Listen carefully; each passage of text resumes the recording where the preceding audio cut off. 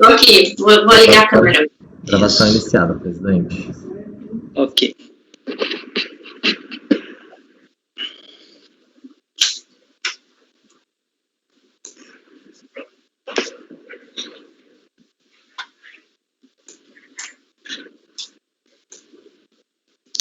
Ok, colegas, após o nosso intervalo, vamos dar seguimento à nossa sessão de julgamento do período da tarde, do dia 7 de junho de 2021.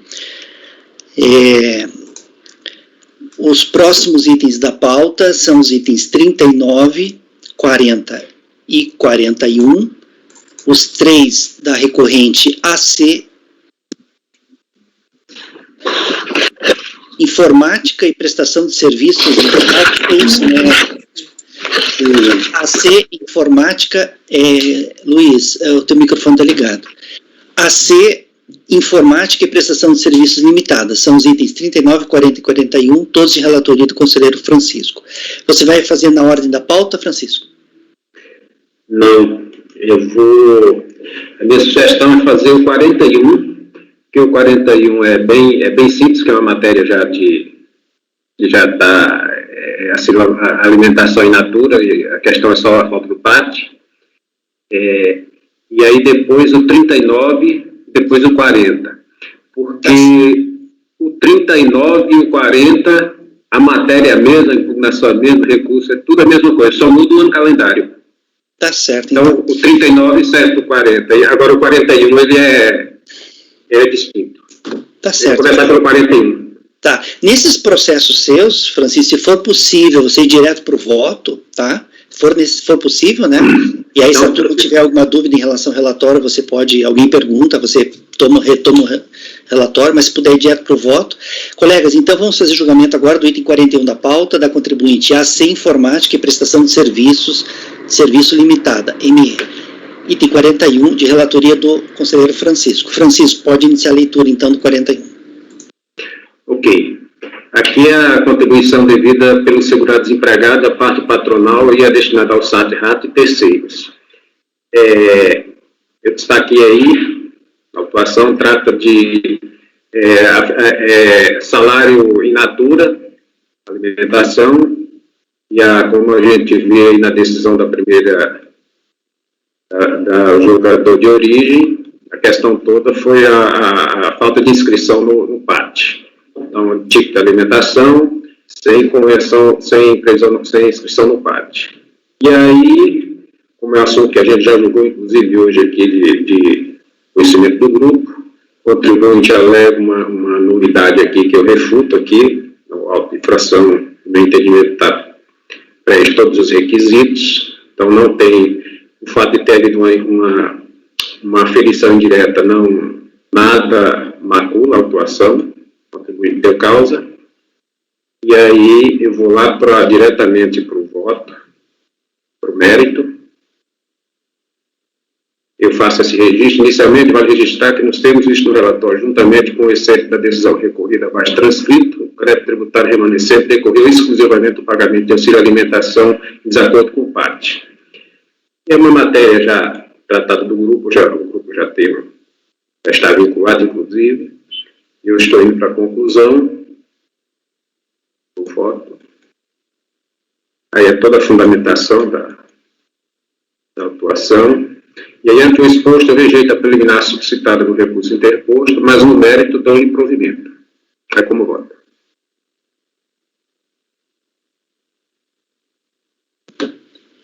Ok, Francisco. Colegas, em relação ao item 41 da pauta, o conselheiro relator está votando no sentido de dar provimento ao recurso voluntário. A matéria discutida no processo trata de auxílio alimentação fornecido pela empresa sem inscrição no PAT. É isso, né, Francisco? É só isso, né? É só isso. Só isso. Alguém gostaria de comentar o voto ou o processo? Não? Luiz, como você vota? Relator. Gregório? Relator. Renata? Acompanho. Rafael? Relator. Márcio? Relator. Ana? Relator. Eu também acompanho o relator. Então, para o item 41 da pauta, 41 da contribuinte AC Informática e Prestação de Serviço Limitada, ME, ficará assim o resultado. Acordam os membros do colegiado por unanimidade de votos em dar provimento ao recurso voluntário. Item 41, acorda os membros do colegiado por unanimidade de votos em dar provimento ao recurso voluntário. Agora vamos para o 39, Francisco. Está sem o microfone. Exato, ele é exatamente igual ao 40, muda só o período. Perfeito. Colegas, item 39 da pauta, AC Informática e Prestação de Serviço Limitado. Item 39, pode iniciar a leitura, Francisco. Ok.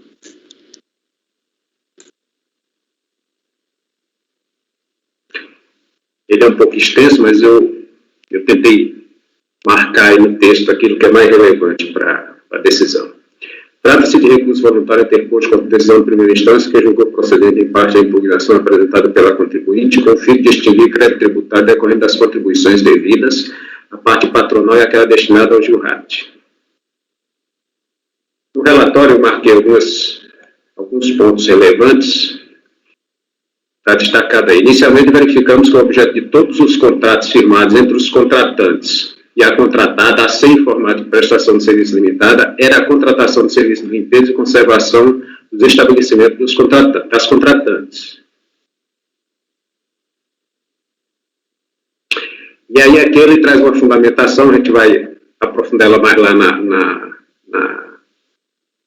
no mérito, que é uma exceção que tem na norma para a empresa prestadora de serviço, no Simples Nacional, a contribuição social, ela tem que ser declarada separadamente, e o contribuinte não fez.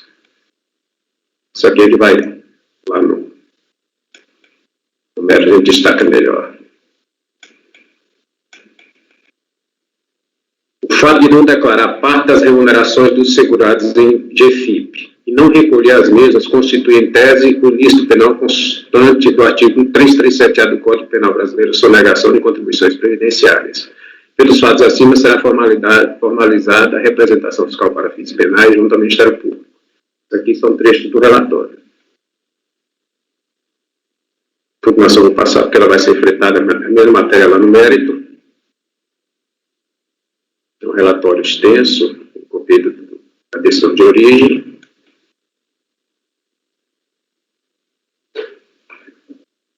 O julgador de origem,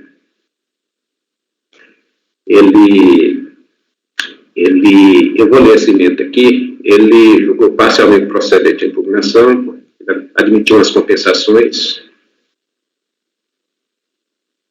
auto-infração, nulidade, fundamentação legal completa, cessamento do direito de defesa, inocorrência, aquele fundamento aqui, declaração retificadora em GFIP, o contribuinte ele fez umas retificadoras, mas na retificadora ele fez umas alterações, mas ele não botou todos os empregados. Deixou parte dos empregados fora. Parte patronal não incluída no Simples, para a empresa que tem essa atividade de prestação de serviço. E aí discorre sobre o lançamento, a legalidade da alíquota do SAT, o contribuinte alega isso tudo. Alega também, se manifesta sobre as acréscimos legais, né? E aí eu trouxe aqui mais ou menos a síntese do recurso voluntário, que foi exatamente igual à impugnação, né? Ele traz nulidade da representação junto ao Ministério Público por ausência de conduta que figura o crime do 337 do Código Penal. Nulidade de plano de todos os lançamentos fiscais constantes no discriminativo na alíquota do débito e no acordo. Seja no presente recurso julgado procedente, seja o presente recurso julgado procedente, declarado nulo procedimento fiscal que motivou o presente, devendo declarar extinto o crédito tributário já lançado. Requer ainda todas as provas admitidas em direito, notadamente a juntamento de novos documentos quando se necessário. Segundo, enfrenta a nulidade que ele traz. Ele alega uma imprecisão na capitulação legal, sendo que não é o caso. Ele traz, aqui ele se refere muito à alíquota do SAT, ilegalidade, a acréscimos moratórios, enfrenta essa novidade acolhida, eu entendo que o auto de infração está perfeito. A decisão recorrida da mesma forma, então eu entro aqui, não procede a alegação do recorrente no sentido de ter sucedido cessamento de defesa, supostamente pela falta de apreciação do tópico referente à representação fiscal para fins penais, e aí eu transcrevo, inclusive tem enunciado de súmula do CAF, né? O CAF não é competente para se manifestar, e a recorrente abordou a matéria, até que ela transcreve a súmula do CAF, a recorrente não, o julgador de origem, e aí eu fecho essa preliminar novidade, não admitindo. Né? Sobre a representação fiscal para fins penais, que no recurso, novamente ele questiona. Aí eu trago aqui a manifestação, inclusive transcrevo o enunciado do CAF, né? O CAF não é competente para se pronunciar ao respeito. Documentação apresentada em fase recursal. Aí eu contextualizo a legislação, descrevo o entendimento, e aqui na conclusão, eu trago, por oportuno, vale consignar o trecho abaixo disposto, extraído do recurso interposto. É que ainda todas as provas admitidas em direito, notadamente ajuntadas de novos documentos, quando se necessário fizer. Né? Aí eu concluo, rejeitando a solicitação genérica do contribuinte no sentido de se permitir a apresentação de novos documentos a qualquer tempo. E quanto às demais questões, eu acompanho o julgador de origem e adoto as razões de decidir tal qual está no voto da decisão recorrida. E aqui, os fatos e fundamentos.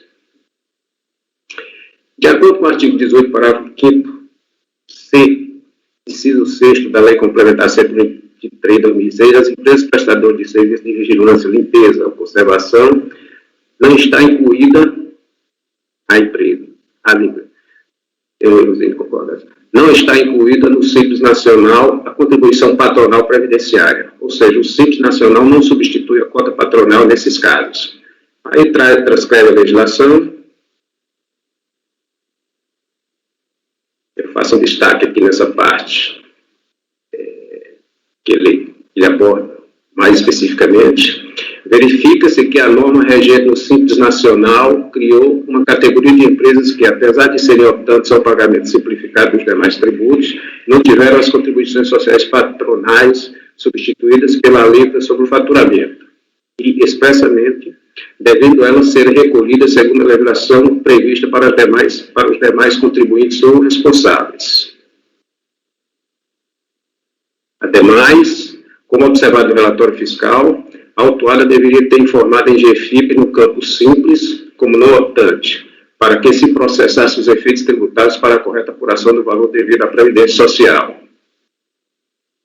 E sequenciando,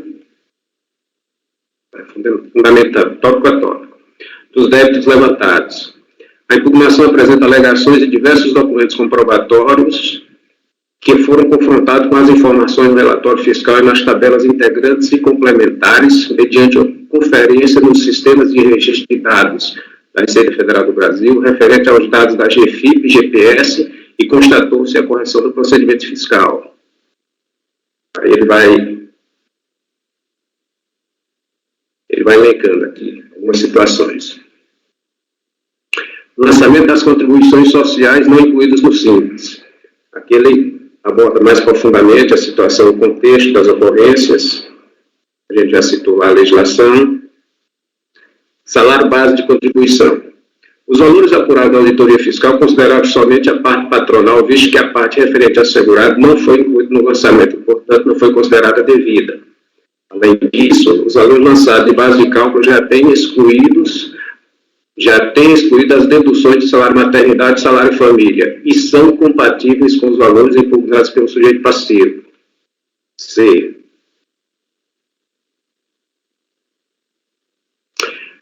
Compensação de retenção sobre a nota fiscal e recolhimentos por guia de recolhimento da Previdência Social. O ponto controvertido desse item refere-se à sistemática de aproveitamento dos créditos previdenciários relativos à retenção sobre a nota fiscal e GPS, cuja análise deve se iniciar pelo Instituto da Compensação, que é disciplinada pela INRFB, no 900 de 31 de 2008, seguinte teor. Aí aqui ele descreve aquele procedimento de compensação, isso é geral, né? E eu vou descendo. Aí trago mais um destaque da direção de origem. Numa interpretação sistemática do referido comando normativo, pode-se concluir que a compensação somente poderá ser realizada se atender aos seguintes requisitos cumulativos. A retenção esteja destacada na nota fiscal ou na ausência do destaque, se comprovado o recolhimento do valor retido pela empresa contratante. 2. Declarações de FIP dos dados relativos à compensação. 3. Correspondência entre os dados constantes nos documentos fiscais relacionados com a restituição e os valores declarados em GFIP. Aí, o julgador de origem trouxe uma tabela, não está destacado, não vou ler essa parte. Tá. O sujeito passivo apresentou diversos documentos comprobatórios, cujas notas fiscais apresentadas na impugnação contêm os seguintes dados. Então, ele faz essa tabela com esses documentos, olha essas comparações, e aí traz suas inferências, né? A partir do quadro lógico jurídico e o conjunto fático probatório, passa-se o exame dos aspectos quantitativos do lançamento. Isso aqui tudo ainda é daquela compensação lá. Os valores reclamados pelo impugnante relativos à retenção sobre a nota fiscal foram considerados no lançamento, como recolhimento em GPS, que também foram confirmados no sistema da Receita Federal do Brasil, conforme dados da pesquisa conferidos no relatório integrando o bloco de infração, colados a seguir com a respectiva explicação da nomenclatura e a origem dos dados.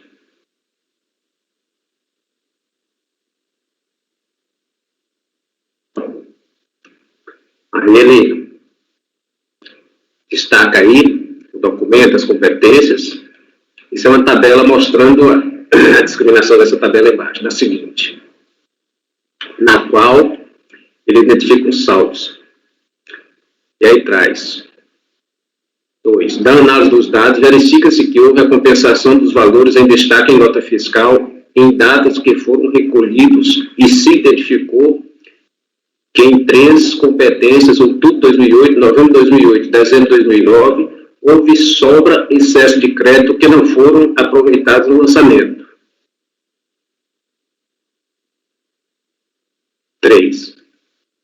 Da análise individual dos destaques de notas fiscais em comparação com os valores recolhidos em GPS, em consonância com o critério adotado pela auditoria fiscal, foram agora apropriados os valores excedentes às subsequentes competências de 3 de 2008, por autorização expressa pela legislação referida. Aí ele destaca aí 4. Como até o mês 12 de 2008 o débito fiscal era registrado a partir da base de cálculo, o valor a ser abatido será convertido conforme o seguinte demonstrativo.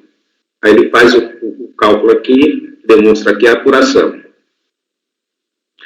Aí passando para a alíquota RAT, SAT e RAT, isso aqui é uma discussão sobre legalidade da alíquota, ele contextualiza e descreve a legislação, a questão do regimento, regulamentação, e basicamente traz essa inferência. É evidente, portanto, que o regulamento da Previdência Social, aprovado pelo decreto 3.048, apenas explicita os graus de risco que seja atividade preponderante, enquanto a fixação de todos os elementos da obrigação tributária se dá por lei.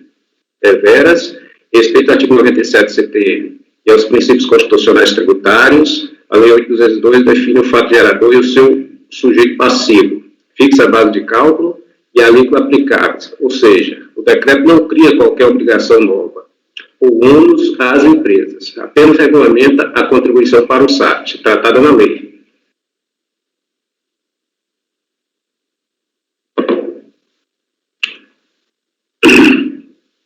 E aí, continuando, ele vai fundamentando, é basicamente contestando aquela suposta ilegalidade alegada. Em face da decisão do Supremo Tribunal Federal, não prevalece mais dúvida quanto à constitucionalidade e legalidade da contribuição destinada ao financiamento dos benefícios concedidos em razão do grau de incidência de incapacidade laborativa decorrente dos riscos ambientais do trabalho, antes denominado de seguro acidente do trabalho, não cabendo, dessa forma, atendimento ao pleito da defesa nestes termos. Aí, aqui eu acrescentei, explicitando melhor a questão, vale registrar que a referida contribuição também está excepcionada por meio do artigo 18 parágrafo 5º-C, inciso 6º da Lei Complementar 123, 2006, já transcritos precedentemente. O SAT está incluído. Quando ele faz referência ao artigo do SAT lá está também. Multa de ofício e juros de mora, ele também traz uma argumentação aqui que ele quer, está mais destacado aqui, ele quer aplicação, em síntese, ele quer aplicação da multa, que não seria multa de ofício, seria aquela multa que o contribuinte, espontaneamente, ele recolhia, pagaria só atraso, basicamente a mora, né? Diferentemente daqui, que aqui foi autuação, né? Aí ele conclui, à luz dos autos e da razão demonstrada, vota-se por julgar a impugnação procedente em parte e manutenção parcial do crédito tributário pela apropriação de destaque de notas fiscais, cujos valores devidos devem ser retificados conforme demonstrativo colado a seguir, com os acréscimos legais cabíveis. Aí ele traz aquela alegação. E aí eu concluo aqui o exposto, rejeito as preliminares suscitadas no recurso interposto e, no mérito, nego-lhe provimento. É como voto.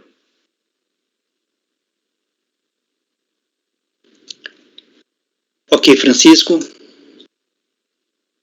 Colegas, em relação ao item 39 da pauta, o conselheiro relator está votando no sentido de negar provimento ao recurso voluntário. Eu vou partir direto para os votos, e daí se alguém quiser comentar na hora de proferir o voto, é só fazer algum comentário. Luiz, como você vota? Relator. Gregório? Relator. Renata?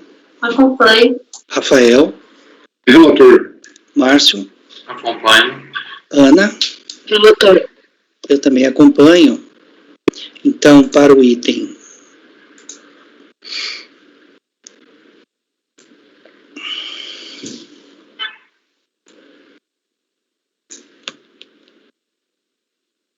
para o item 39 da pauta, da contribuinte AC Informática e Prestação de Serviços Limitada, EPP, ficará assim o resultado. Acordam os membros do colegiado por unanimidade de votos em negar provimento ao recurso voluntário.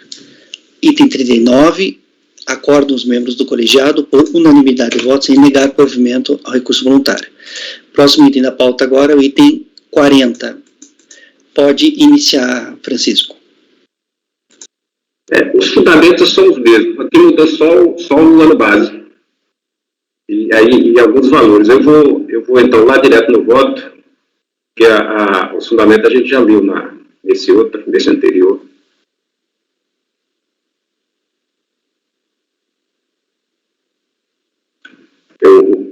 O recurso é o mesmo, a impugnação é a mesma, né? E os fatos também são os mesmos. Mesma coisa, a mesma situação, teve a caracterização negação, teve a questão da prestação de serviço, a questão do simples, a retificação sem declarar a todos os contribuintes, julgamento de julgador de origem igualmente anterior, entendeu procedente em parte, exatamente a mesma aquela questão da compensação, o recurso, os mesmos argumentos,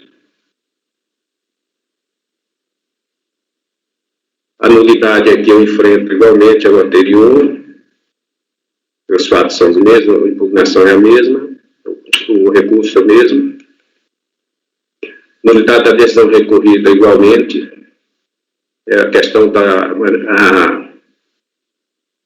o julgador de origem não tem enfrentado a alegação de representação fiscal para fins penais. Essa preliminar eu afasto.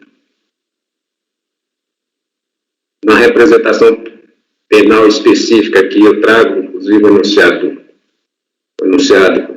número 28, que trata da matéria. Documentação apresentada na fase recursal, igualmente, eu refuto o fundamento, a alegação de entrega genérica do contribuinte de se permitir a apresentação de novos documentos a qualquer tempo. E quanto às demais questões, eu concordando com o julgador de origem, eu adoto as decisões postas no voto em discussão, no voto contestado. E aqui ele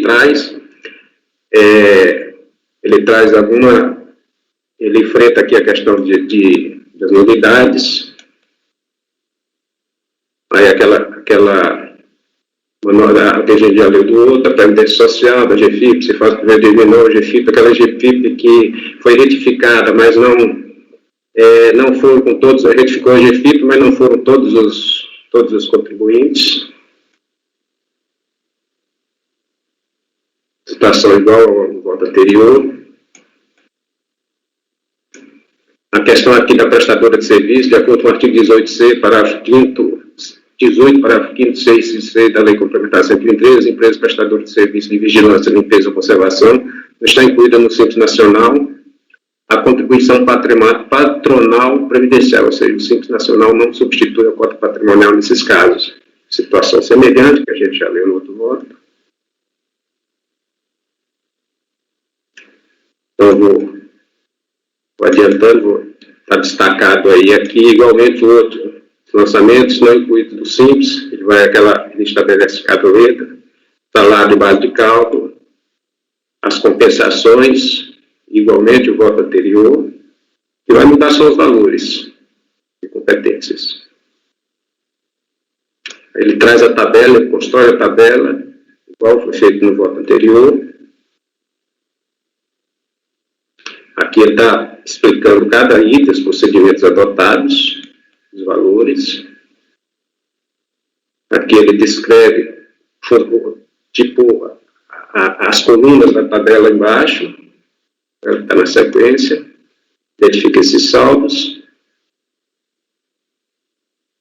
E aí, da análise dos dados, verifica-se que, devido à ausência de informações de GFIP, houve a compensação dos valores com destaque de nota fiscal somente na data em que foram recolhidos. E se identificou que em 3 competências, abril de 2009, julho de 2009, dezembro de 2009, houve sobra excesso de crédito que não foram aproveitados no lançamento.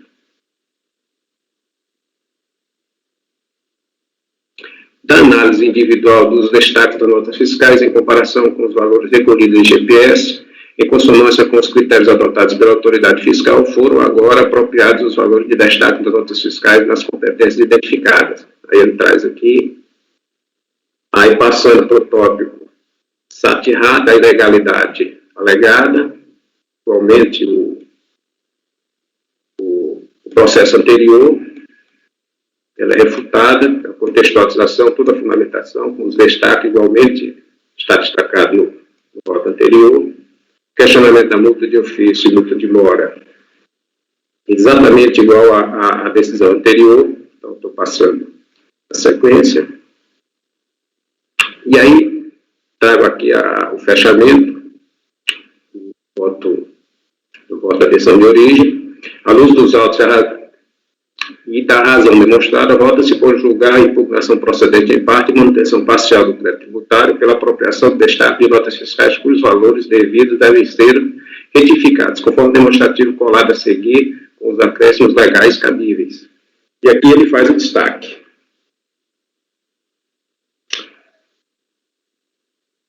Visto dessa forma, igualmente ao voto anterior, a regida preliminar suscitada e no mérito, eu nego o provimento ao recurso. É como voto.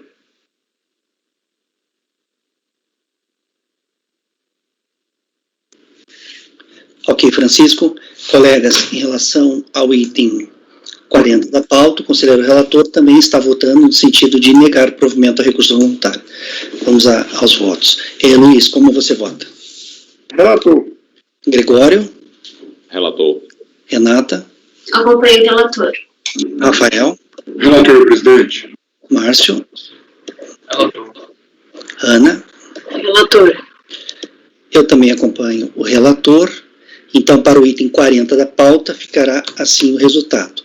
Item 40, da contribuinte AC Informática e Prestação de Serviços Limitada. Acordam os membros do colegiado por unanimidade de votos em negar provimento ao recurso voluntário. Repetindo, item 40, AC Informática e Prestação de Serviços Limitada. Acordam os membros do colegiado por unanimidade de votos em negar provimento ao recurso voluntário. Agora vamos passar para o item 42 da pauta. É 42... Eu gostaria de fazer primeiro o 43. Eles são iguais, na verdade. Fez um, fez os dois. São dois itens da pauta, os itens 42 e 43, ambos da recorrente Angus Bela Vista Pecuária Limitada. Angus Bela Vista e Pecuária Limitada. Tratam da comercialização da produção rural. Você prefere fazer o 43 primeiro? Sim, sim. Então tá, colegas, item 43 da pauta, se puder resumir, Renata, e se puder ir direto para o voto, fique à vontade, tá? Tá, mas isso eu vou querer ler uma parte destacada aqui do relatório que eu acho importante para o julgamento. Então, por bem descrever os fatos, até o julgamento em primeira instância, adota o relatório de decisão recorrida. Eu vou listar essa parte que eu destaquei, tá? Tanto presente de auto de infração de obrigação principal, a IOP da BICAD, final 2336, que constitui o crédito tributário de contribuições sociais relativas à Seguridade Social, relativas à parte da empresa e é destinada ao financiamento dos benefícios concedidos em razão do grau de incidência e capacidade laborativa decorrentes dos riscos ambientais do trabalho, SAT e RAT, incidentes sobre as remunerações pagas a segurados empregados e parte da empresa, incidentes sobre as remunerações pagas aos contribuintes individuais, no montante de R$ 252.493,20, consolidado aos 20/8/2009. Conforme o relatório da fiscalização, em visita in loco, o auditor atuante constatou que as atividades desenvolvidas pelo contribuinte são a seleção, coleta, preparo, industrialização e armazenamento de sêmen para terceiros.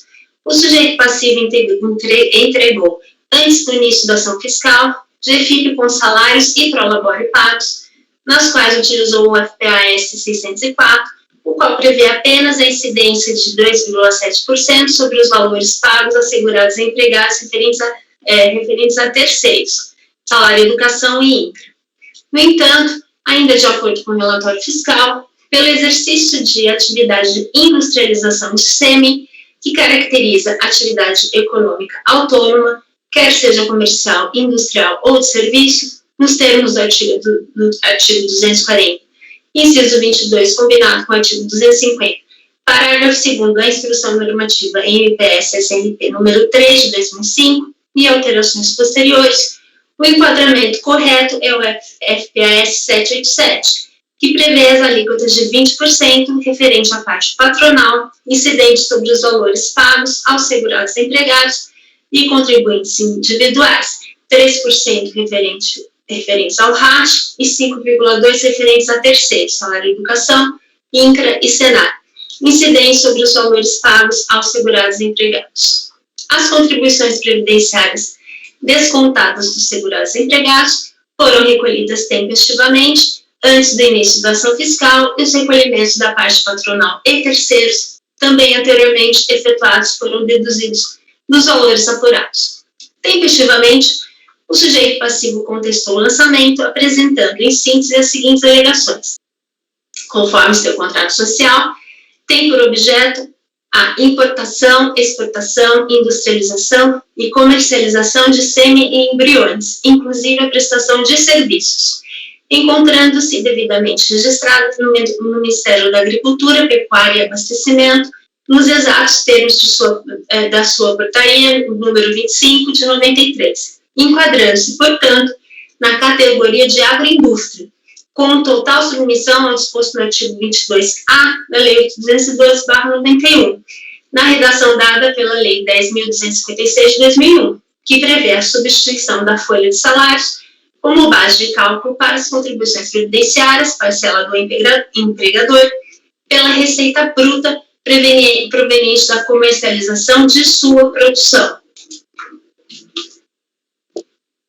Os relatórios elaborados pela fiscalização não refletem a verdade, uma vez que sugerem que a impugnante realizaria apenas a comercialização de produtos de natureza rural, sendo importante observar que ela realiza a comercialização de produtos que fabrica, tal como se observa na minuta do contrato de industrialização que serviu de base para a investigação, de maneira que, de fato e de direito, trata-se de atividade agroindustrial.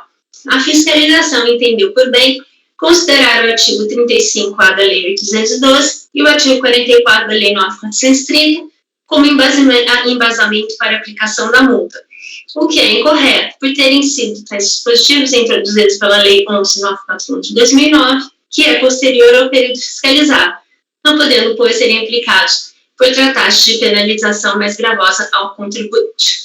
Também se não concorda a impugnante com o incidente dos juros moratórios calculados com base na taxa Selic, e destaca e manifesta que é inaceitável a medida da autoridade fiscalizadora de encaminhar representação fiscal para fins penais. Independentemente do acolhimento da improcedência da impugnação de juros moratórios calculados com base na taxa Selic, protesta adicionalmente pela suspensão de sua incidência e exigibilidade até a data em que se proferir decisão final do feito na esfera administrativa. Ao final, requer o acolhimento das razões acima, a fim de declarar a insubsistência do auto de infração, que deverá ser anulado caso o lançamento for mantido. Ao menos a multa e os juros deverão ser anulados. Anulação da representação fiscal para fins penais, protesta pela produção de novos argumentos de fato de direito, provas admitidas em direito, diligências e perícias se necessárias e tal.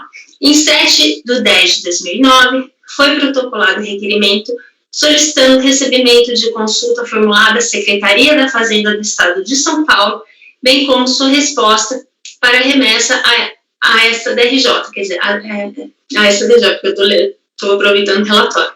Em sua consulta, descreve detalhadamente todos os procedimentos que são realizados, desde a coleta de sêmen até a inseminação artificial, o congelamento de embriões ou a fertilização e cultivo in vitro até o estágio de embriões a serem transferidos a vacas receptoras, no sentido de demonstrar que a atividade que exerce é a industrialização por conta de terceiros, nos moldes da legislação do Fisco Estadual Paulista. Em sua resposta, a Consultoria Tributária CT da Coordenadoria de Administração Tributária CAT, órgão da Secretaria do Estado dos Negócios da Fazenda do Estado de São Paulo, afirma estar correto o entendimento da consulente, podendo as operações internas, remetentes e destinatárias paulistas ser efetuadas como industrialização por conta de terceiros.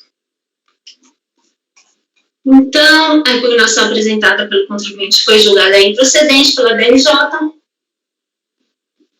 em decisão conforme essa emenda que eu transcrevi. Notificada essa decisão, dela o contribuinte interpôs recurso, no qual alega, em síntese, que reitera os termos de sua impugnação, apresentada em primeira instância, que eu acabei de ler, que é a pessoa jurídica que se enquadra na categoria de agroindústria, conforme consta de seu objeto social, o que foi constatado pela autoridade fiscal atuante em auditoria realizada em seu estabelecimento, fato que comprova que sua atividade se subsume ao artigo 22A da Lei 8.202 de 91, com redação dada pela Lei 10.256 de 2010 e artigo 201A do Decreto 3.048 de 99, que não há como acolher as razões expostas pela decisão recorrida para sustentar a base de cálculo da contribuição previdenciária exigida, folha de salários ao invés da receita bruta, sob o fundamento de que a atividade desenvolvida pelo recorrente se trata de atividade econômica autônoma, definida no artigo 250.22 da INSRP número 3 de 2005, a qual se aplica o artigo 250, parágrafo 2º, inciso 3º B, dessa mesma instrução normativa, porque viola o artigo 146 do CTN, o princípio da estrita legalidade tributária, além do princípio da anterioridade nonagesimal previsto no artigo 25, 195, parágrafo 6º da CF de 88.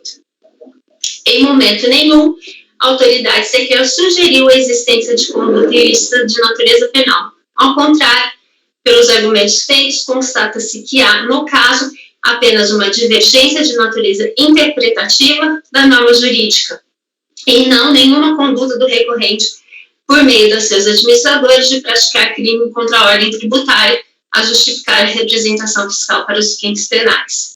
Que é concebível que ao tributo lançado seja acrescida a taxa de juros, tal no termo do 136.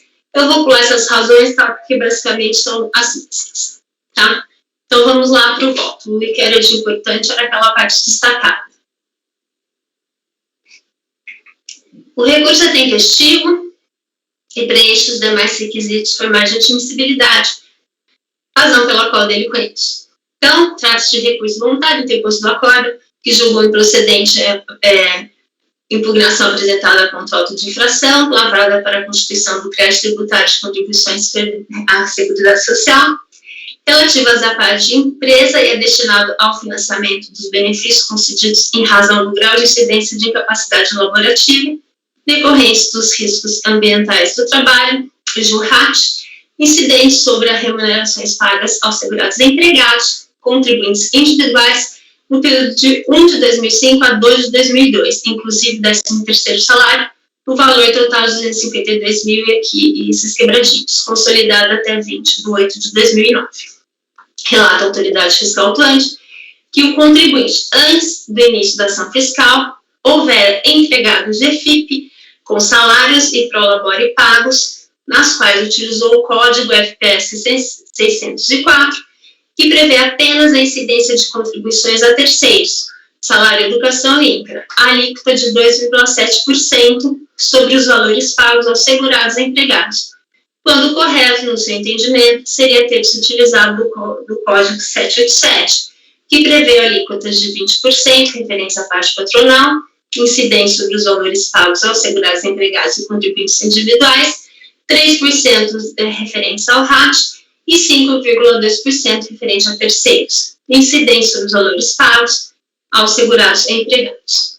Isso porque, durante a ação fiscal, em visita em loco nas dependências do contribuinte, a autoridade fiscal atuante constatou que as atividades desenvolvidas pelo contribuinte são seleção, coleta, preparo, industrialização e armazenamento de sêmen para terceiros. E dessa forma, tratar-se-ia de atividade econômica autônoma, definida pelo artigo 240 da Instrução Normativa da Secretaria da Receita Federal, número 3 de 2005, razão pela qual os termos do artigo 250, parágrafo 2º dessa mesma norma, a ele não se aplica o artigo 22A da Lei 8.202 de 91.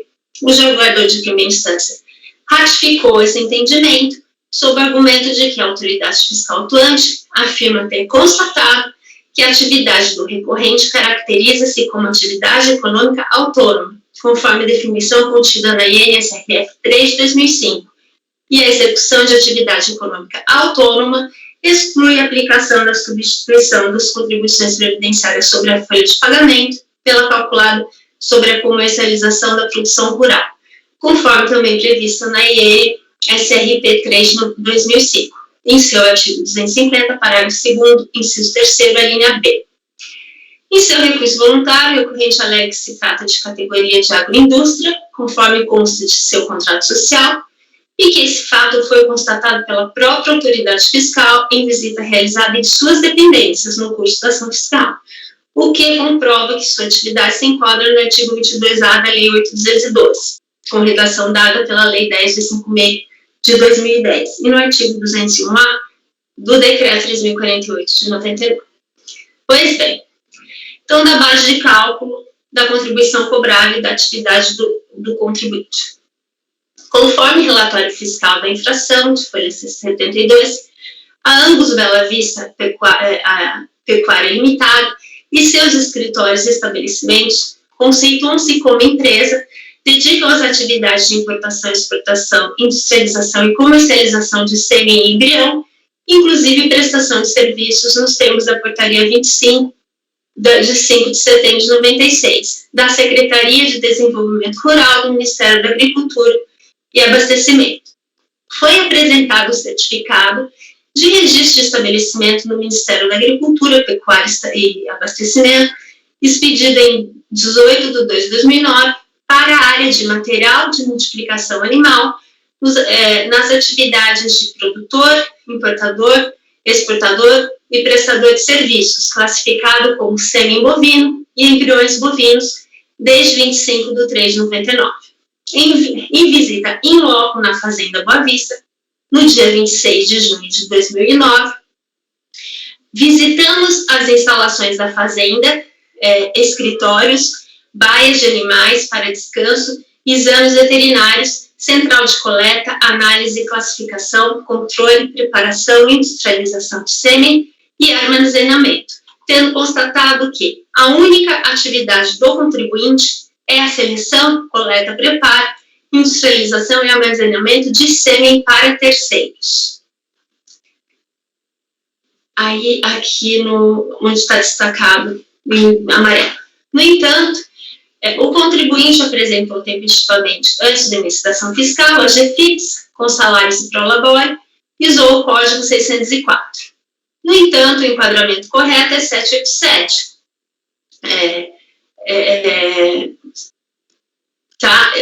Que prevê a alíquota de 20% e 13%, pois não se aplica ao contribuinte a substituição de contribuições previdenciárias que estabelece o recolhimento sobre a comercialização de produção rural própria ou própria adquirida de terceiros. As contribuições previdenciárias do contribuinte são com base na folha de pagamento, pelo exercício de atividade de industrialização de sêmen, caracterizando-se como atividade econômica autônoma, quer seja comercial, industrial ou de serviço, consoante definição do artigo 244.22, combinado com 240, parágrafo 2º, inciso 3º da IN SRP 3 de 2005 e alterações posteriores. Vamos lá.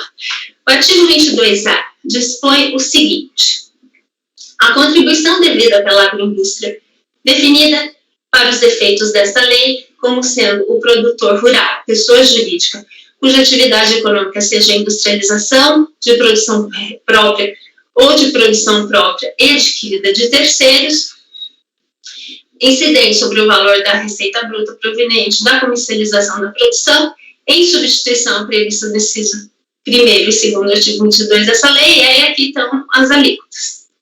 O artigo 240, 22 e 250, parágrafo 2º, inciso 3º-B, da INSRF 3 de 2005, por sua vez, dispõe, aqui eu vou ler, considera-se a atividade econômica autônoma, quer seja comercial, industrial ou de serviços, aquela exercida mediante estrutura operacional definida, em estabelecimento específico ou não, com a utilização de mão de obra distinta daquela utilizada na atividade de produção rural, ou agroindustrial, independentemente da atividade preponderante do produtor rural ou da agroindústria. Artigo 250. As contribuições sociais incidentes sobre a receita bruta proveniente da comercialização da produção rural, industrialização ou não, substituem as contribuições sociais incidentes sobre a folha de pagamento dos seguintes segurados e trabalhadores avulsos previstos nos incisos 1º e 2º do artigo 22 de 91, sendo devidas por inciso 3º, quando o produtor rural, pessoa jurídica, além da atividade rural, b, exercer outra atividade econômica autônoma, definida no inciso 22 do artigo 240, seja comercial, industrial e serviços, em relação à remuneração de todos os empregados e trabalhadores avulsos. Segundo consta do item 9 do relatório fiscal, as contribuições previdenciárias do contribuinte são com base na folha de pagamento, pelo exercício de atividade de industrialização, de semi-comercialização, caracterizando-se como atividade econômica autônoma, quer seja comercial, etc., consoante definido no artigo 240, inciso 22, combinado com 250, parágrafo 2º, inciso 3º, B, da Instrução Normativa SRP 3 de 2005, e alterações posteriores. Ocorre que esse é o fundamento da autuação. Ocorre que, de acordo com o que consta do próprio relatório fiscal, tais dispositivos não se aplicam ao contribuinte fora recorrente. Com efeito, conforme afirma a autoridade fiscal autuante no item 4 do relatório fiscal já acima reproduzido, mas que transcrevo novamente, em visita in loco na Fazenda Boa Vista, no dia 26 de junho de 2009, por volta das 8h30, fomos recebidos por fulano de tal, e visitamos as instalações da fazenda, escritório, baias, animais para descanso, etc. e tal, e tendo constatado que a única atividade do contribuinte é a seleção, coleta, preparo, industrialização e armazenamento de sêmen para terceiros. O artigo 240, parágrafo 2º, inciso 3º, alínea B da Instrução Normativa número 3 de 2005, igualmente acima reproduzido, dispõe expressamente que não se aplica a substituição prevista no CAPT, hipótese em que não são devidas as contribuições previstas no inciso 1º e 2º do artigo 22 da Lei 8.202 de 91, quando o produtor rural, pessoa jurídica, além da atividade rural, exercer outra atividade econômica autônoma, definida no inciso 22 do artigo 240, seja comercial, industrial ou de serviços, em relação à remuneração de todos os empregados e trabalhadores avulsos. Ora, a própria autoridade fiscal atuante afirma que a única atividade do contribuinte é a seleção, coleta, etc., de sêmen para terceiros. Portanto, essa atividade não se trata de outra atividade econômica autônoma, uma vez que, como constatado pelo próprio auditor fiscal, ele exerce essa e somente essa atividade. Assim, como demonstrado, nem o auto de infração, nem a decisão recorrida tem fundamento válido. Ademais, a regra matriz de incidência tributária, que contém a hipótese tributária e a base de cálculo, somente pode ser prevista por lei, o que, no caso, é feito pela Lei 8.212, mais precisamente pelo seu artigo 22A, de modo que não cabe à Instrução Normativa número 3 de 2005 restringir a abrangência da hipótese tributária prevista no artigo 22A da Lei 8.212 por via transversa, por meio de criação do conceito de atividade econômica autônoma, pelo que entendo que também por isso os dispositivos em questão não podem ser aplicados, por infração ao princípio da estrita legalidade. Acresço que a instrução normativa em questão entrou em vigor aos 15 de 7 de 2005 e o auto de infração, objeto do presente processo administrativo, tem por objeto contribuições à Seguridade Social do período de 1 de 2005 a 2 de 2005.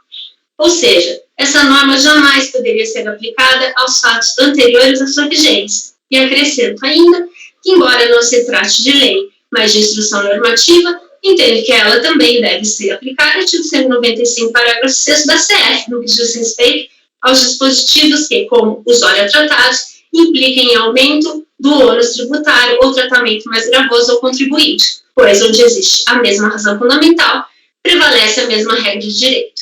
Desse modo, voto por dar provimento ao recurso voluntário para cancelar o auto de infração. Eu acho que aqui a gente deveria votar, porque todas as outras alegações são sucessivas. A gente só...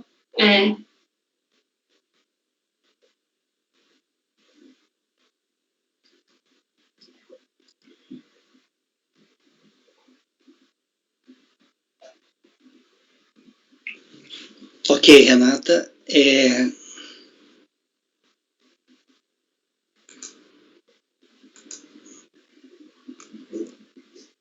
Colegas, em relação ao item 43 da pauta, a conselheira relatora está votando no sentido de dar provimento ao recurso voluntário.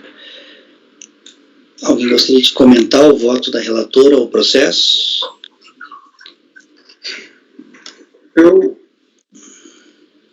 Alô?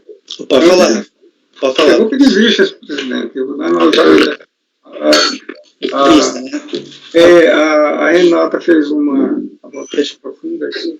Os falando, tratando da regra matriz de incidência e tal, e eu preciso dar uma olhada com mais calma aí. Tá. Então, colegas, Renata, o item 42 e 43 é a mesma coisa? Sim, muda a proibição. Eu vou deixar com vista os dois, então, tá, Luiz? Os dois processos. Colegas, então, para os itens 42 e 43 da pauta da contribuinte Angus Bela Vista Pecuária Limitada, ficará assim o resultado. Para os dois itens, 42 e 43, vista para o conselheiro Luiz. A relatora apresentou seu voto, dando provimento ao recurso voluntário. Na sequência do pedido de vista, os demais conselheiros não votaram. Tá? Vista para o conselheiro Luiz nos dois processos, 42 e 43. Tá? Não é vista de mesa, é vista mesmo. Agora vamos para o item 44 da pauta. O 44 é de relatoria do conselheiro Luiz. 44 é da empresa da recorrente Terceirize Administradora de Serviço Limitada. Terceirize Administradora de Serviço Limitada, item 44. Pode iniciar, Luiz. Tem um recurso voluntário em fase da decisão da DJ, que foi procedente em parte a impugnação, mantendo o crédito em parte créditário. Esse crédito foi constituído em 25 de julho de 2007. São vários períodos de apuração, períodos assim, não são contínuos, são períodos fragmentados. Esses períodos fragmentados, eles compreendem da competência de janeiro de 2000, foi a inicial, até a competência agosto de 2004, né?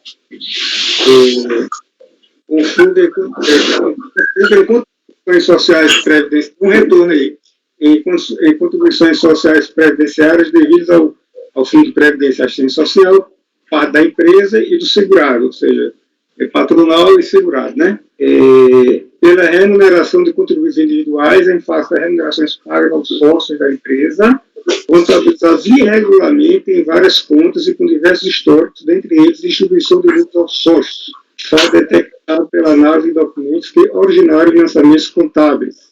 Certificado da decisão de primeira instância, a impugnação agora recorrente, interpor recurso voluntário tempestivo, aduzindo em apertada síntese, excesso de exação fiscal, legalidade da distribuição de lucros, não aplicação da taxa Selic, multa punitiva, princípio da administração pública e procedimento administrativo, levantamentos fiscais, fato gerador e materialidade da hipótese de incidência. Como eu já falei, a recurso voluntário tempestivo, cortando dele com esse, vamos para as alegações recursais. Eu já falei os contornos da LIB, contencioso. Aí aqui na sequência eu trago o relatório da decisão recorrida. É um relatório longo, e que eu vou determinar da leitura, porque todos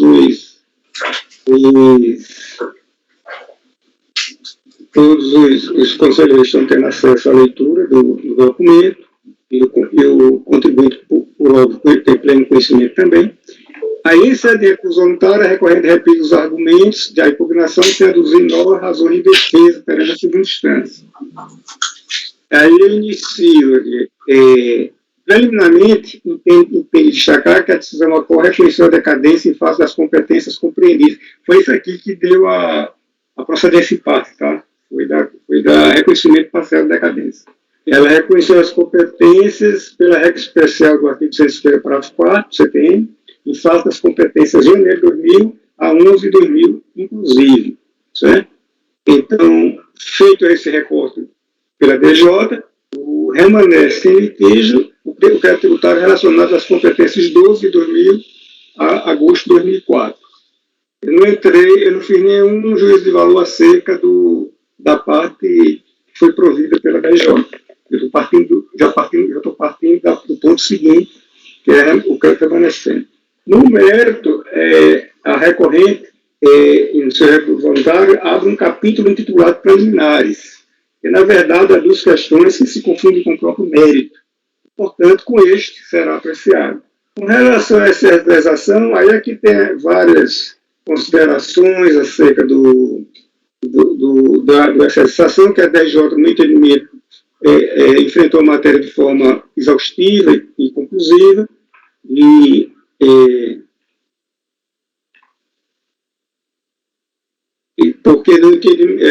porque o contribuinte vinha alegando que as contribuições que tinham sido lançadas eram superiores à contribuição máxima de cada uma dessas pessoas que estão aí relacionadas. Aí eu vou pegar aqui só o último parágrafo da decisão da DJ, que diz o seguinte: conforme se vê no quadro, as contribuições lançadas nas competências de maio de 2004 e julho de 2004, foram as duas que foram relatadas, são inferiores ou iguais à contribuição máxima que incidiria considerando o limite do salário de contribuição para os contribuintes individuais. Dessa forma, não prospera a alegação de excesso de exação, tampouco em relação a essas competências.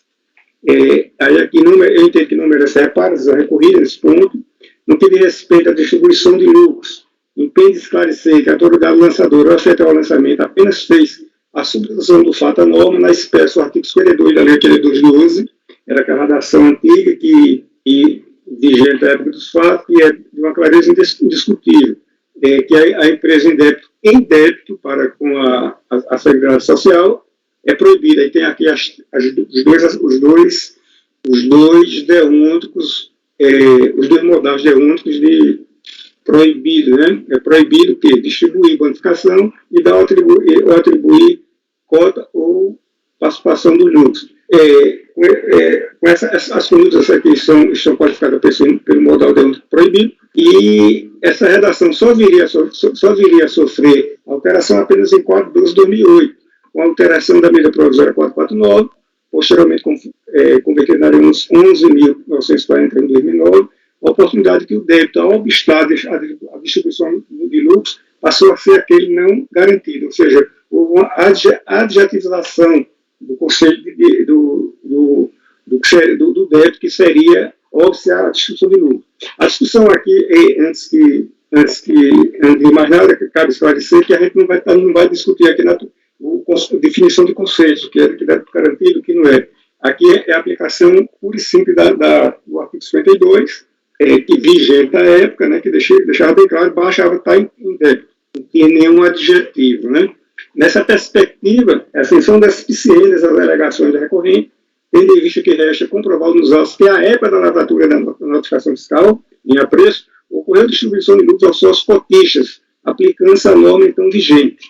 Quanto ao questionamento, quer dizer, está bem caracterizado o descumprimento do modal deôntico proibido aí, tá? Era proibido e ela distribuiu com débitos, tendo débitos em aberto, né? Quanto ao questionamento relativo à pressão Selic, enunciado 4 de súmula CAF, que é de conhecimento de todos, natureza vinculante, inclusive, as demais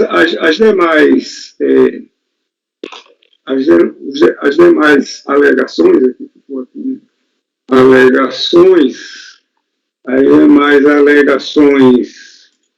aduzidas pela recorrente relativas ao princípio da administração pública e o procedimento administrativo, levantamentos fiscais, fato gerador, materialidade da hipótese de incidência, foram devidamente abordados pela DJ.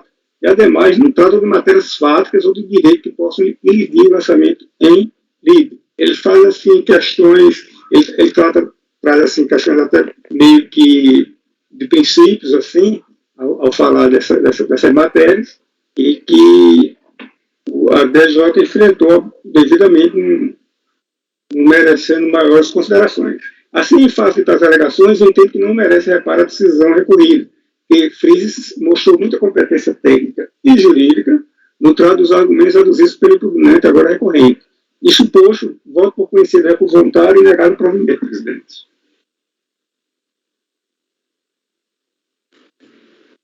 Ok. Colegas, microfone. Colegas, estou com um eco.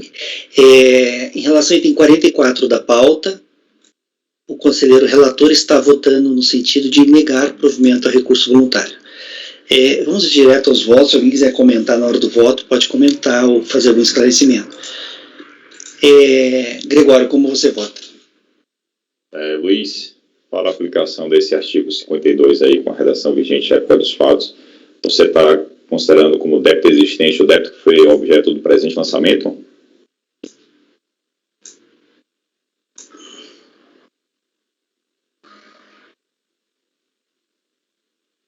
Microfone, Luiz. Estou entendendo que são débitos já existentes. A época do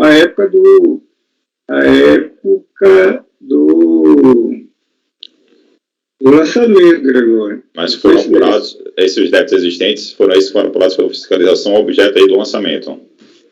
Eles são a base de cálculo, né? Eles são a base de cálculo para... os débitos já existentes foram a base de cálculo para aplicar 50%. Foi a base de cálculo para esse lançamento aqui, os débitos que ele já tinha antes, com débitos anteriores. Certo? E quando ele distribuiu lá atrás, naquelas competências de 2000 a 2004, ele tinha débitos.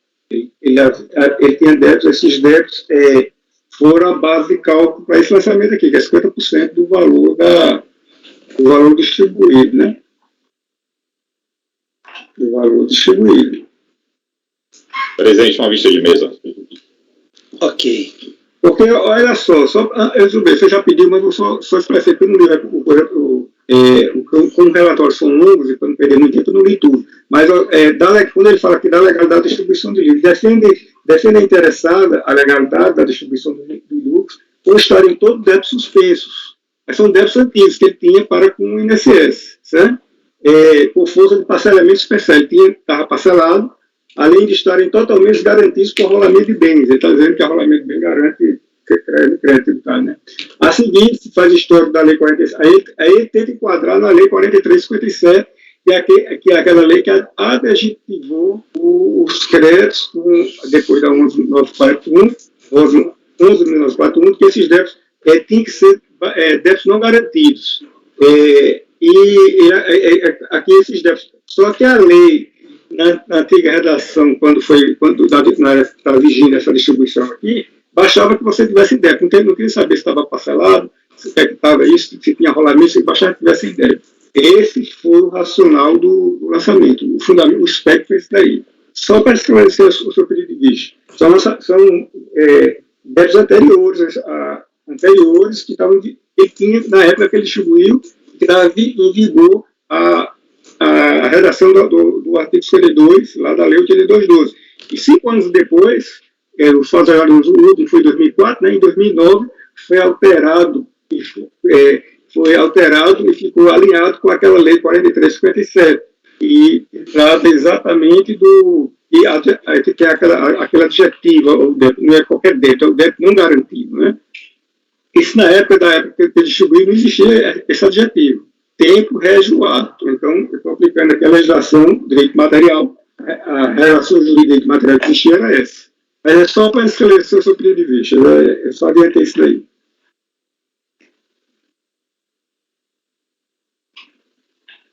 Como realmente eu não li, eu passei direto, né? Mas a questão é essa daí. O que ele está querendo, na verdade, Gregório, é a aplicação da regra da Lei 4357, daquele artigo 32, não lembro bem agora, que exatamente traz e colocou esse adjetivo no débito não garantido, porque, segundo ele, por essa regra aí, ele estaria tranquilo, porque estaria parcelado e os bens estariam rolados, que ele entende que arrolamento é garantia, né? Segundo o entendimento do contribuinte. Na verdade, ele está querendo a aplicação dessa lei, desse dispositivo, que só veio aparecer em 2009, que colocou esse adjetivo aí, né? O débito não garantido.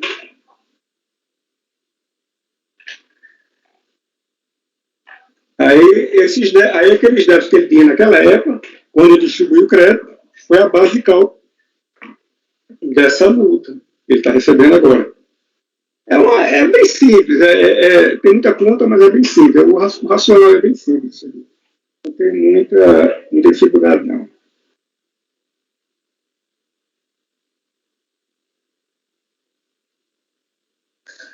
Quer dizer, na verdade, é 50%, né, eu falei errado aqui, não é 50% sobre os débitos, não, tá? Só corrigindo a minha fala aqui, é 50% sobre o valor, sobre os lucros que foram distribuídos. 50% para as pessoas físicas, 50% para a PJ. Não é sobre os débitos, né? A base de cálculo não são os débitos, a base de cálculo foram as quantias que foram pagas. Aí nessa discussão aqui nós não temos aquela história, ele não traz também do que seria débito garantido, não seria e tal, uma discussão mais tortuosa que não foi trazido, não tem isso aqui. Ele apenas quer dizer que poderia ser aplicada a regra mais nova do 47,3%.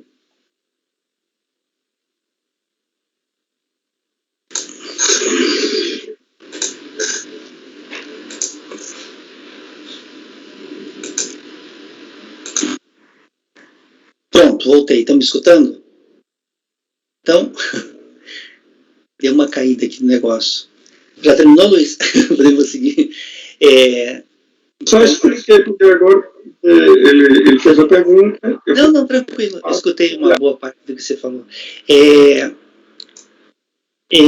Colegas, para o item, então, 44 da pauta, vista de mesa para o Gregório, também vou dar uma olhada no caso. Item 45 agora, Termas do Anhanguera S.A. Termas do Anhanguera S.A., item 45, de relatoria do Luiz também. Luiz, pode iniciar a leitura.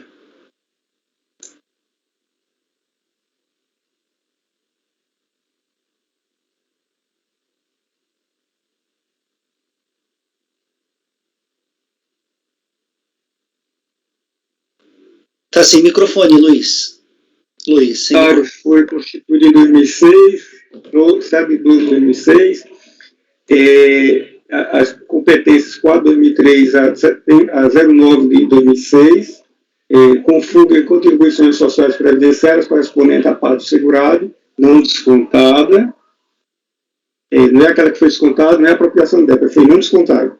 A parte da empresa, a parte patronal, financiamento jurado, que decorrente dos ambientais e destinados a terceiros, incidentes sobre a remuneração de segurados empregados, assim como as contribuições correspondentes à parte da empresa incidentes sobre a remuneração dos contribuintes individuais que prestarem serviço. A impugnante, agora recorrente, apresentou recurso voluntário tempestivo, bem tempestivo. Eu estou considerando aqui a data da assinatura da peça recursal, visto que ausente protocolo da Receita Federal, ele apresentou em 26 de janeiro de 2010, não tem protocolo da Receita, e aí, e aqui em boa parte, nesses casos eu considero a data que tem que... Eu considero todos os indícios que circunstanciam a apresentação do recurso voluntário. No caso aqui, um dos indícios que eu considero válido é quando falta esses aí, o protocolo da Receita, eu entendo que a data que o contribuinte assina é válida para fim de comprovação da tempestividade. O contribuinte não pode ser prejudicado se a Receita simplesmente não protocolizou o documento. Né?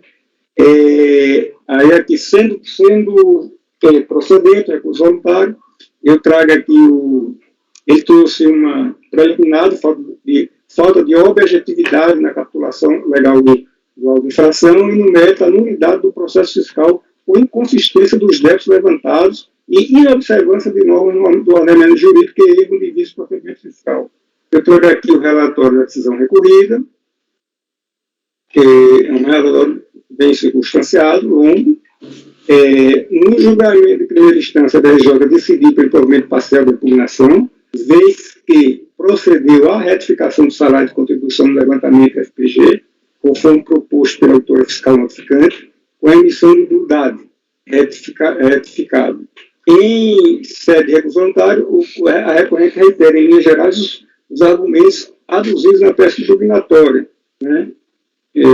Quer dizer, ele traz tudo da impugnação para cá e não cita nem que a DJ deu a ele, né? Assim, concedeu a ele.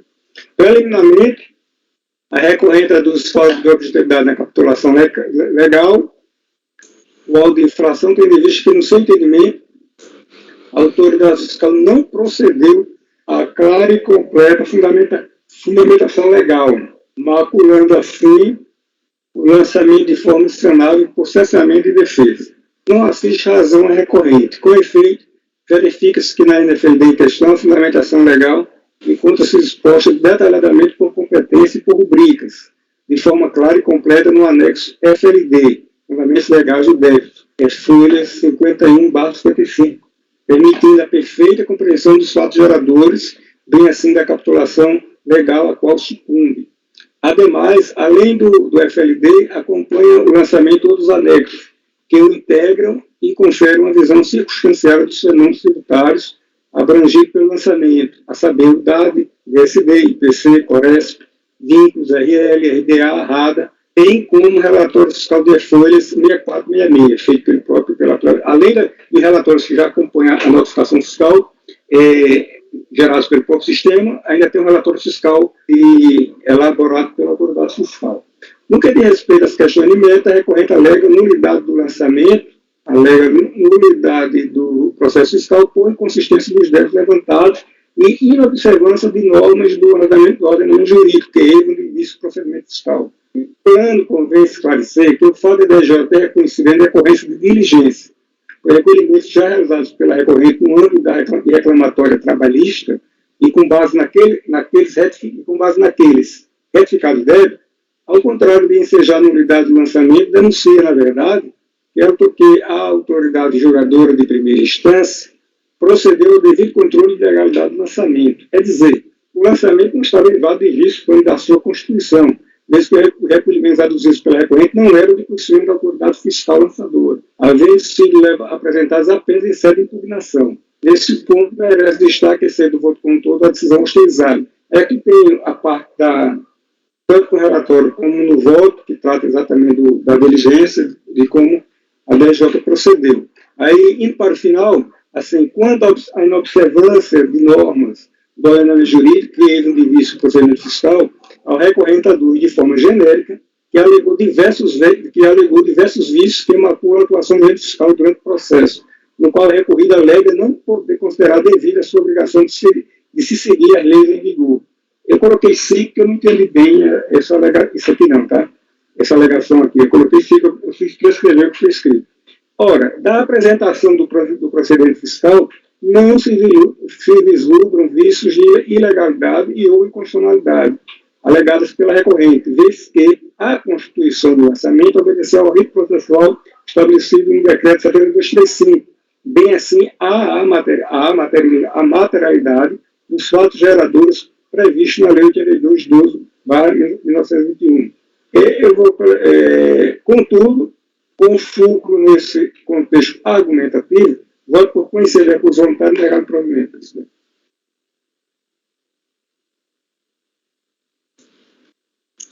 Ok, Luiz.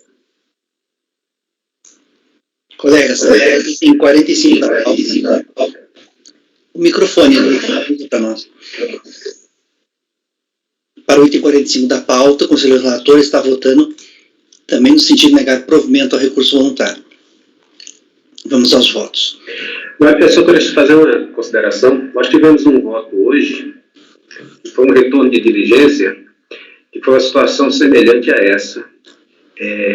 No recurso não tinha data, e a data não tinha data de recepção, e a data de assinatura era bem anterior, né? Mas aí, como já era um recurso que tinha até iniciado uma cobrança, a gente na época votou por converter em diligência. Aí quando foi para a unidade trouxe prova o seguinte: esse recurso, quando der entrada no recurso, der entrada num outro processo. Aí na diligência, a unidade fez prova que o recurso estava intempestivo mesmo, apesar da assinatura estar como se estivesse dentro do prazo dos 30 dias. Mas o recurso foi apresentado intempestivamente em outro processo, e não nesse processo aqui. Aí a unidade de origem anexou as peças lá no processo, e nós julgamos essa intempestividade hoje. Então, eu, na minha opinião, a gente converteria em diligência isso daí.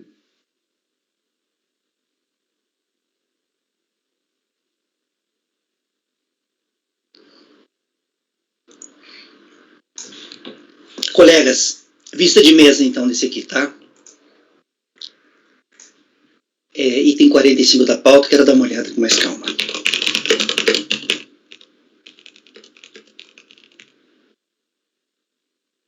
Essa reunião nossa vai ter muita vista de mesa, pelo jeito.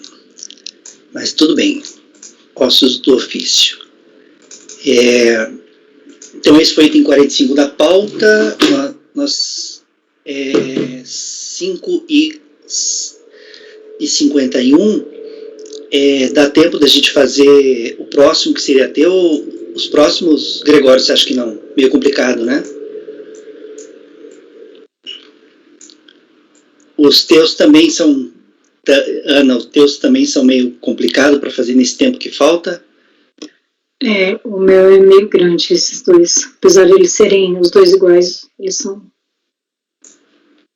Colegas, eu tenho um processo que eu tinha 2 de manhã, no dia de hoje eu só tinha 2, né? Fizemos um de manhã e tem um outro lá, que é o item 25, eu acho que dá para fazer nesses minutos aí. Deixa eu compartilhar com vocês ali. Acho que dá para fazer. Vamos fazer esse aqui então. Ele é do período da manhã.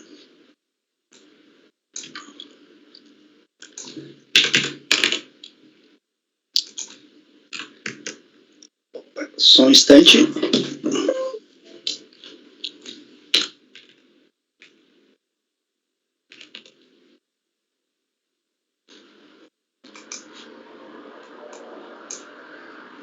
Um instante.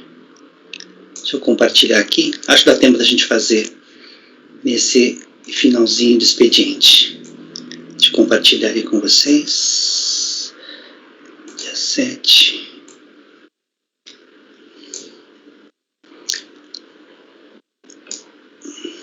Ó, já disponibilizei lá, ele está indo. Já deve ter ido. É bem tranquilo esse aqui. Eu estou reconhecendo uma parte, a decadência em parte do lançamento. Aí tem questão de taxa Selic e denúncia espontânea. Acho que vai ser rapidinho de fazer. O item 25 da pauta, da contribuinte EM Assessoria Limitada. EM Assessoria Limitada, item 25 da pauta. Deixa eu ir lá para cima, na pauta, item 25. Item 25 da pauta, EIM Assessoria Limitada.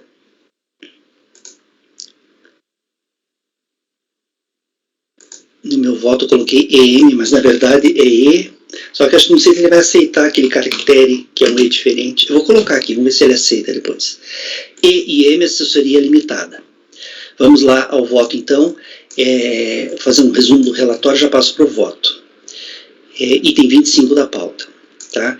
Trata-se de notificação fiscal de lançamento de débito, no qual foram apuradas contribuições destinadas à Seguridade Social. Aqui é a parte patronal, SAT terceiros, no período de março de 2000 a setembro de 2007.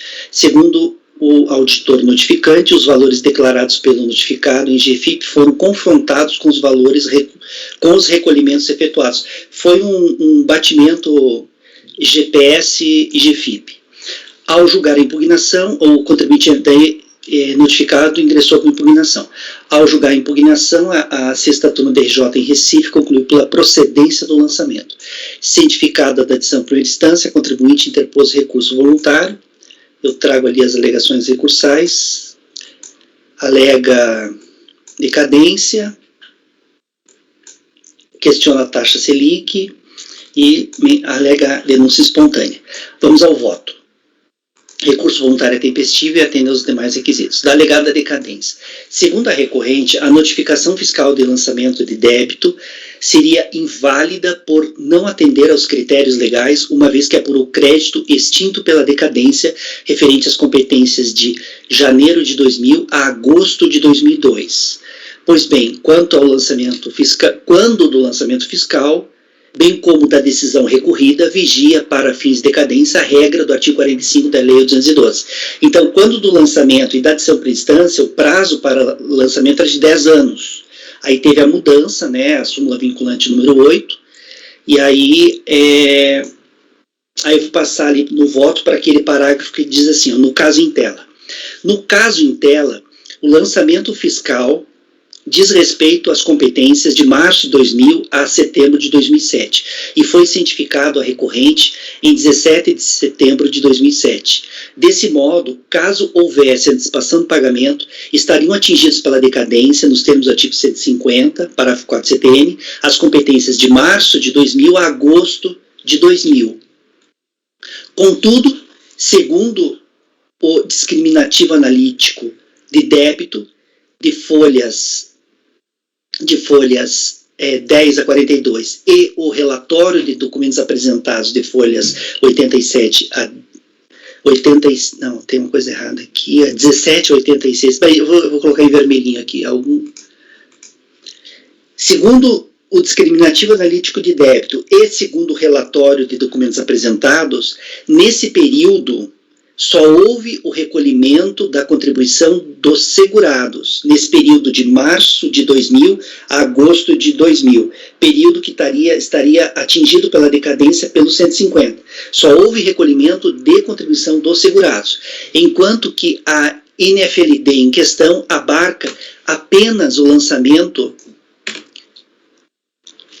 da contribuição patronal, do SAT e das contribuições destinadas a terceiros. Não teve lançamento de segurados, é só a parte patronal, SAT e terceiros. Então, logo, ante a falta de antecipação do pagamento, aplica-se ao caso a regra do 17, inciso 1 CTN, resultando atingidas pela decadência as competências de 11 de 2001 até 11 de 2001, inclusive. Então, de 12 de 2001 para frente, não estariam atingidos pela decadência, porque o lançamento foi em setembro de 2007. Aí, pelo 171, não estariam atingidos pela decadência.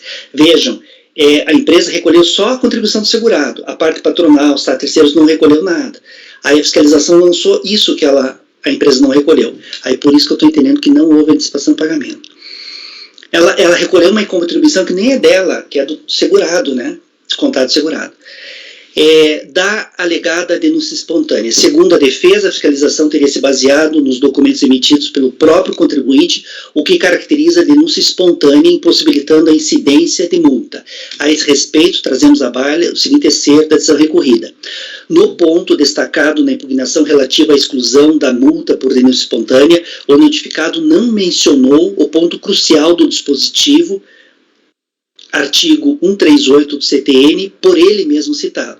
Vejamos a dicção do mesmo. Daí a DRJ traz ali o enunciado do artigo 138 e diz assim, ora, a denúncia espontânea que exclui a responsabilidade pela infração é aquela acompanhada do pagamento do tributo devido. Ou seja, se a denunciação efetuada pelo contribuinte importa a ausência de pagamento do tributo, esse deverá ser pago sob pena de se tornar inócua a medida. Pois bem, no caso em tela, a fiscalização confrontou GPS e GFIPs, lançando as contribuições declaradas e não recolhidas. Portanto, como bem assentado no julgado ACO, não tendo havido o recolhimento das contribuições, não há que se falar em denúncia espontânea.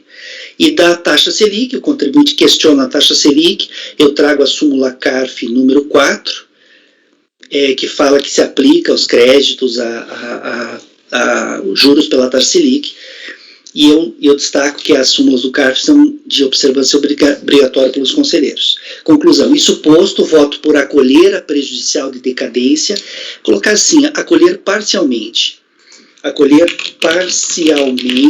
prejudicial de decadência, cancelando o lançamento referente às competências até 11 de 2001, inclusive, e no mérito em negar provimento ao recurso voluntário.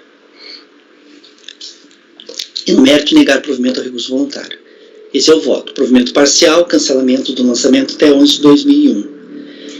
Alguém gostaria de comentar o voto, o processo? Luiz, como você vota? Acompanho o relator. Gregório? Acompanho. Francisco, Eu também acompanho. Renata, Acompanho. Rafael, Acompanho. Márcio, Ana. Acompanho. Então, para o item 25 da pauta, esse foi o último item, então, da nossa sessão de julgamento. Deixa eu olhar a hora aqui. Ó, 8:01. Já estamos terminando, Fabimar. Para o item 25 da pauta, ficará assim o resultado. Item 25 da recorrente EEM, Assessoria Limitada. Acordam os membros do colegiado, por unanimidade de votos, em acolher parcialmente a prejudicial de decadência, cancelando seu lançamento referente às competências até 11 de 2001, inclusive. E, no mérito, em negar provimento ao recurso voluntário. Ok? Repetindo.